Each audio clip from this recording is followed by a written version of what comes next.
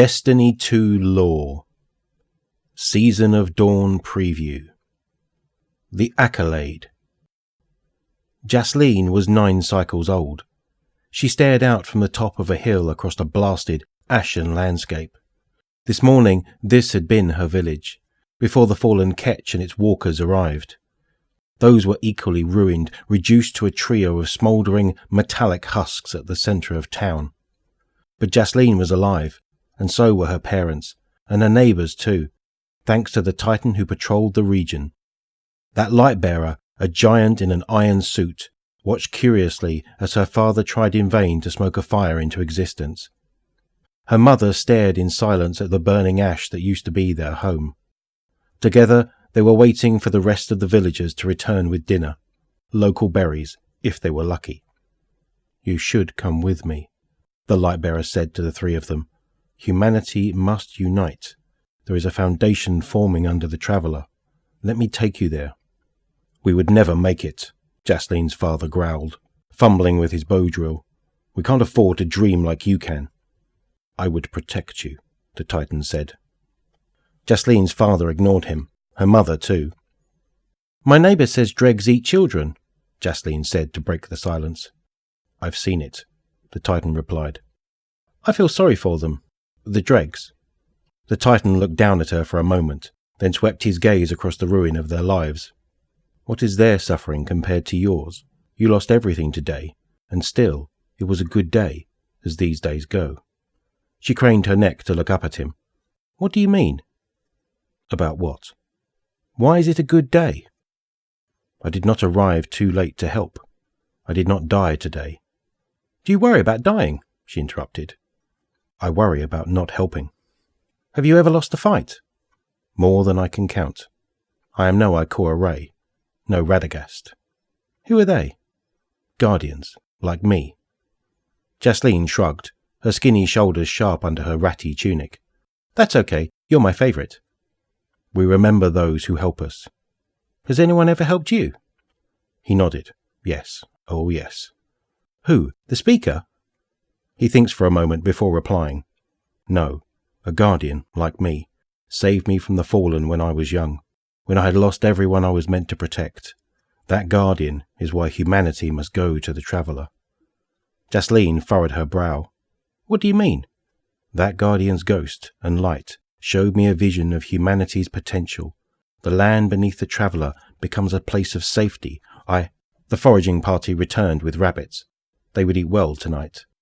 As her mother and father moved to help prepare their dinner, Jasleen undid the bow in her hair and motioned the guardian to come closer. She wrapped it around the Titan's gauntlet. "I think that's going to take a long time," she said. "Maybe." He stared down at his arm. "On that day, I will bring this with me." "What's your name?" she asked. "Saint," he said. "I'll remember it." A woman with gnarled hands and an aged face sat alone on a couch, basking in the dim glow of a Golden Age ruin. She held back a cough as she eyed ancient monitors on the walls and ceiling, which directed visitors to empty offices belonging to people long dead. It was cold, silent and dark, and the woman felt she should leave. But just outside, through the doors behind her, an acid rainstorm showered the streets of a dead city. She had been travelling for weeks, and today she had eaten the last of the hermetically sealed food from a vending machine she had found a few miles from here. If she could go back, she would. She had taken all that she could carry, but the machine held plenty more. Life in the Golden Age must have been a paradise. Right now she wasn't hungry, and she felt no fear. It was an odd change of pace. She welcomed the respite. The room stretched on for 100 metres in front of her, branching into rows and rows of doors that led to who knew where. There was enough space in this building to house 1,000 families. For a moment she wished her daughter and her daughter's daughter were still here with her. They had begun their trip together months ago from Varuna, but she had urged them to go on ahead, giving her share of supplies to them. Supplies were heavy, and she was too slow. There were rumours a human settlement was growing under the Traveller, and the spoken plan was to reunite there. The spoken plan, at least. She rubbed her hands together to ward off the cold, and she coughed. Immediately something creaked far down the hall, A door slammed open, followed by the sounds of rapid scuffling. She stood up from the couch and slowly backed away, pulling a plastine shiv from a sheath strapped to her thigh. 5 figures with glowing eyes emerged from the gloom and rushed towards her, brandishing weapons. 2 ran like men, massive and 4-armed, and 2 were leaner, crawling low to the ground. The last was small, about the size of a human. It loosed a howl no earthborn mouth could make. She hoped her child and grandchild still lived, and held her weapon up in silent salute. The sliding doors behind her opened with a whoosh, and a violet discus cut through the air above her, singing like a sword loosed from its sheath. 3 of the creatures dissolved into screaming void as the disc of light caroomed down the length of the corridor. As the woman turned to look over her shoulder, an iron monster alight with boiling void energy leapt over her. He moved with a grace that contradicted his size, and caught one of the remaining beasts by the neck as it bounded at him. He reeled back, and bam! The thing went limp, and he smashed its skull with the top of his helm. Its companion lunged with a crackling arc sword, but he stepped forward and kicked its knee out to bring it down to his height, reeled back, and bam! Bam! Bam! He jackhammered the beast's winged helm with his own. It fell back, dead. The corridor fell silent. He turned and asked quietly, "Where do you hail from?" "Patch Run," the woman replied. He nodded. "Lynn sent me to look for you." The woman scoffed and sheathed her weapon. She was supposed to go to the Traveller. "She made it, all the way," he replied. They both did. He raised his armoured hand, wrapped tight with a purple cloth, and keyed a switch on his helmet. "Jumpship will be here shortly. We'll get you home." "Who gave you that ribbon?" "An old friend, probably about your age now." "How long do you people live?" "We don't know." The woman stared at him, then tore a piece from her lavender-coloured sleeve. She stepped forward and tied it to a hinge of his pauldron. "What is this?" "Your friend is clever. If I leave this with you, I'll live forever." He chuckled. She did not. "Make a mark on this world," she said. "Don't waste the time you have." "Yes, ma'am," he replied. They were quiet a moment. "None of this bothers you?" he asked, gesturing at the bodies and the raging storm outside. "Everything bothers me," she said, sitting back down on the couch. "What was your name again?" "May." "I will remember it." They listened to the rain as they waited. 3 children, 2 awoken girls, and a human boy, slept against a rampart on the city wall. They were standing in for their parents, members of the city volunteer militia. They weren't old enough to carry weapons, but the boy clutched a remote access switch that would alert every guard in the district. He would need to be awake to trigger it, though. So Saint 14 stood watch in their stead. He would leave when his patrol cycle began in the morning. The children woke when the sun broke the horizon.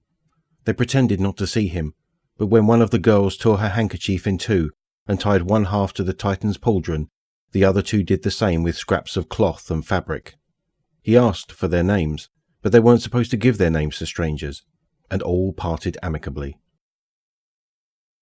The Titan leapt atop the smouldering wreckage of a kit-bashed airship, a stripped-down Arcadia class incapable of escaping orbit, and tore the Golden Age polymer canopy right off the cockpit. He pulled a startled Awoken from out of the pilot's cabin as the airship's remaining engine crackled and roared. With the Awoken in his arms, the Guardian tumbled deftly off the Arcadian airframe and took off at full speed away from the wreckage. The shock cannon that tore the ship out of the sky had started an arc reaction in the engine power cells that would... The shockwave overtook him and tossed him into the air. He rolled to his feet as he landed, dropping the pilot as a dome of light snapped into being around them. A sleet of debris and shrapnel rolled across the Titan's ward of dawn. As the metal rain faded, so did the Guardian's light. The 2 stood up.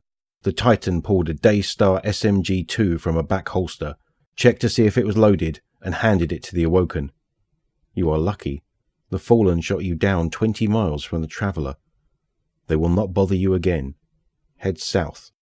He pointed and turned to leave, but the pilot tapped his shoulder guard. "Yes?" The pilot untied a bandana on his arm and held out the strip of plum-coloured cloth. "You're joking." "I have nothing else to give," the pilot said, That ship was my life. The Titan stared down at the man. You found a new life. Go to the Traveller. It's bad luck to not give Saint 14 his due. Saint grasped the cloth. What is your name? Georges, the pilot replied. Saint turned back towards the desert. I will remember it. Saint stood at the gateway into the infinite forest. 6 fronts, Twilight Gap, Boyle Pass, the breaking of the weapons of rain. Other guardians always seemed to remember where and when they found the engrams that revealed the most treasured pieces in their arsenals, the Galahorns and the Dark Age antiquities. He had difficulty with that, but he could name almost every person who had awarded him an accolade over the course of his guardian career. They covered every nook of his armour. They adorned his ship, the Grey Pigeon.